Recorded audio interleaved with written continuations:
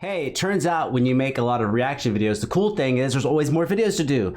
The uncool part is that once you make a lot of videos, you think you watched something, but maybe you didn't. How are you doing out there? I'm Ellis. You are you. This is Marcin Patrzalek doing aerials from System of a Down. Let's go. Hey.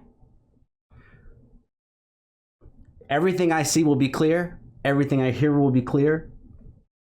But copyright's a motherfucker, man. We have to deal with that.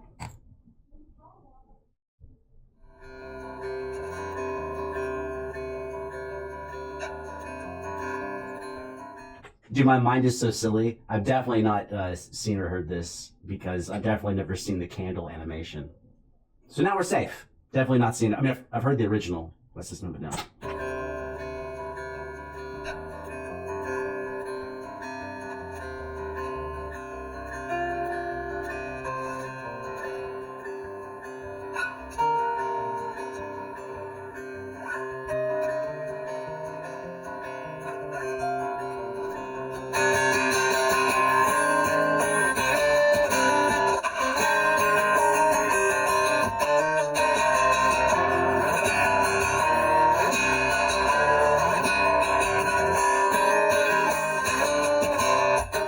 Also, on his past videos, I backed up. On his past videos, he usually has a second copy of his guitar sound, which has like a detuned version, pitch-adjusted version to give the bass more oomph. Here, I don't hear that. Right now, I'm just hearing his guitar, which is awesome. I like to hear a guy who's so good just be himself with no extra stuff. Hey, do whatever you need to do, but it's nice to just hear you be you.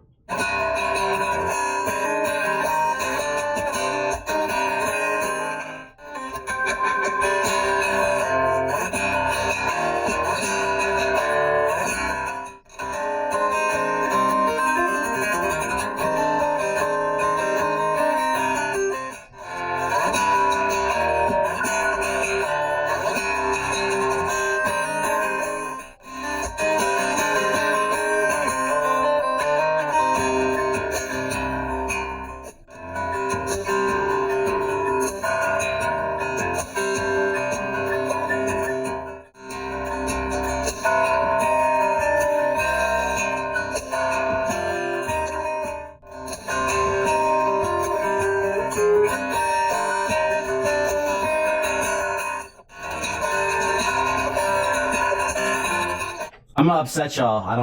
I can't be worried about upsetting you. To me, this is actually extremely like meditative. It's like a drone. I know it's a real song, but the number of parts that are just repeating, and now he's repeating a part from earlier with percussion, which I think you repeated earlier. So it's kind of like A, B, C, A, B, diachronic parts. And a lot of the repetitive nature, I think, to me, feels like a meditation. You're like, what the fuck does this have to do with anything? He's playing guitar, man. I mean, I think that when you play music, something happens in your brain, and it depends on what you're playing and how you're feeling. If you play a sad song, you could feel sad, or maybe you're just playing it to make someone else feel sad or something. But I'm thinking, like, to me, the amount of musculature at work, his fingers, and the repetitive nature of the music so far, I feel like this is like meditative. Like if you were playing this, you would be like meditating. I said I was gonna piss y'all off. You put the pieces together, man.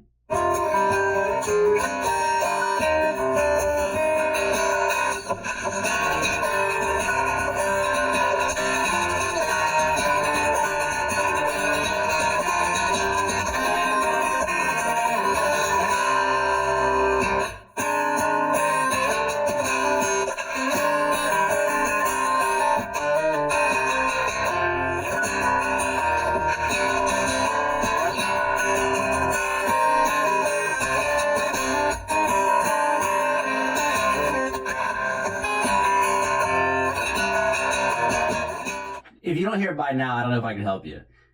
Severe repetition. We're hearing the same couple of parts repeated a bunch of times. And those are all choices. Those are choices by him.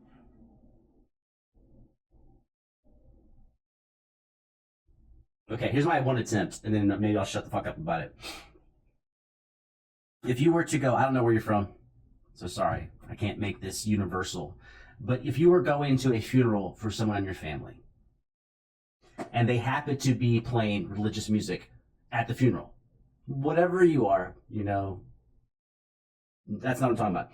But if you were to hear music at a funeral, and the music's gorgeous, but it's at a funeral for someone that you love, your experience would be one of sorrow and grief and that emotional thing when you're hearing that music. Someone else who's not going to the funeral, who doesn't know you or your family, can listen to the same music and go, oh, that music's beautiful. Or that music is atmospheric. And you're both listening to the same music and you're both appreciating the same music, but it has a different meaning given your emotional state at the time. And yes, that is what I'm trying to say about this as well.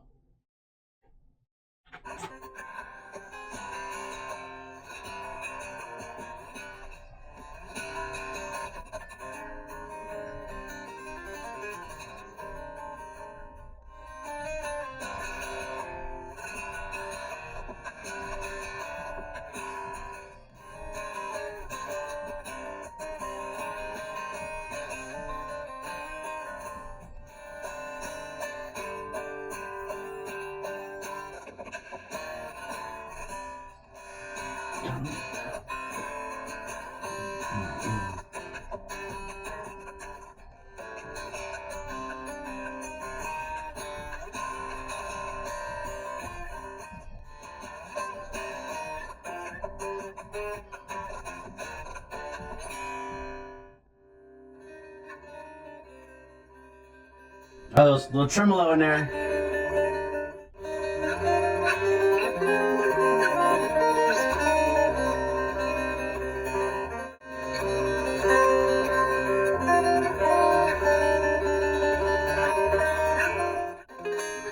He's changed up his tremolo. His tremolo is different than any other time I've heard it. I'm not sure what he's doing. This could be fives instead of fours. But his tremolo's never sounded this way. There's something really different about it. Tremolo typically, right? Thumb, ring, middle, index. You could do other things with it. Anna Vidovich does thumb, index, middle, index. But there's something here that's a little different. It's definitely different than any other tremolo he's done.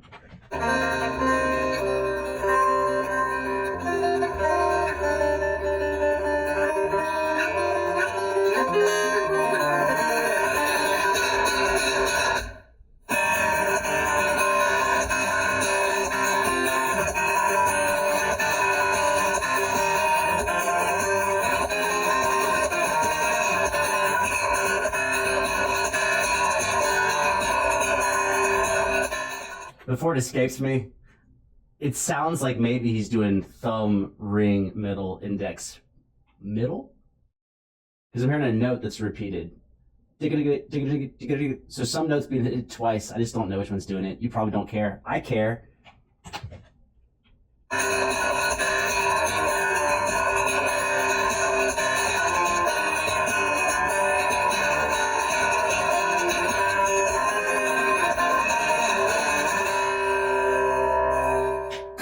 Absolutely, man.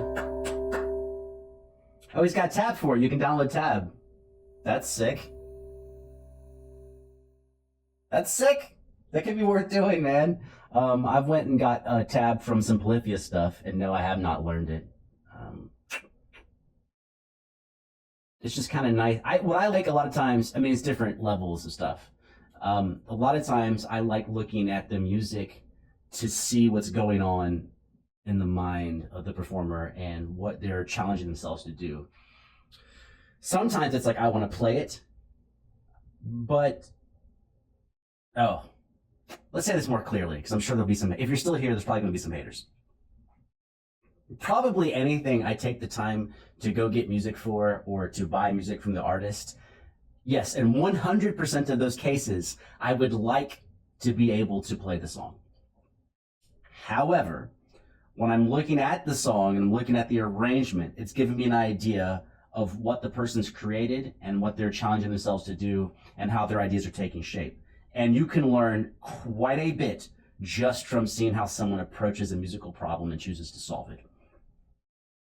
once I've seen that aspect, you don't know. I don't know how long it would actually take to learn a specific song. And then attempting to learn it requires, if it's a super difficult song, to require many, many weeks of practice and focus on that one thing. And so something that young me would be like, I'm taking on everything.